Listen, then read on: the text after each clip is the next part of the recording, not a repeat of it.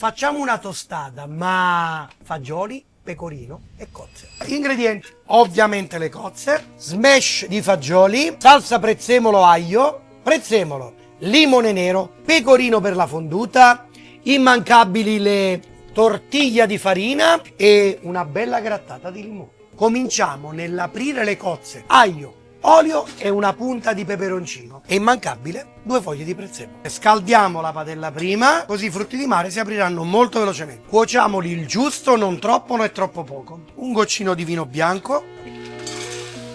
Copriamo. 5 minuti sono più che sufficienti. Ecco qua, il liquido filtrato lo utilizzeremo per i fagioli quando li andiamo a smashare. I fagioli sono semplicemente cotti in acqua, profumati con sedano, carote e cipolla, scolati e poi ripassati in padella con un filo d'olio, aglio, prezzemolo e un po' delle acque delle cozze. Lasciamo queste cozze a marinare con lo stesso liquido, aggiungiamo un filo d'olio, ci mettiamo una chiffonade leggera di prezzemolo, una grattata di limone fresco. E perché no, una macinatina di pepe.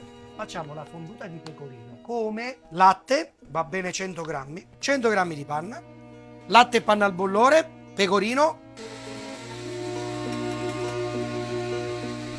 rapporto latte, panna e pecorino è 1, 1, 1. Crema liscia di pecorino, pronta. Non ci rimane altro che fare le nostre tostate. Per evitare di farle gonfiare, fate semplicemente dei fori. La frittura va fatta a temperatura tra i 160 e i 170 gradi, non di più. Mi raccomando, scolate bene, prezzemolo fritto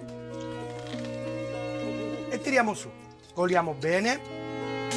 Mettiamo qui il nostro mesh di fagioli, ne spalmiamo una decorosa quantità alla base della tostata, poi con le cozze. Mi raccomando, non lesinate, mettete. Mettiamo le salse, prezzemolo e aglio. Mettiamo la fonduta di pecorino,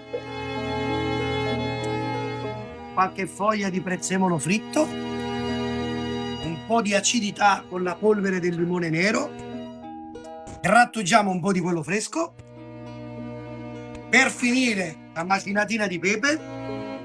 Se vi piace una leggera pompata di pecorino, un po' a scaglie e la nostra tostata. Questo piatto è dedicato alle mie nipotine che sono per metà italiane e per metà messicane. Fate le brave!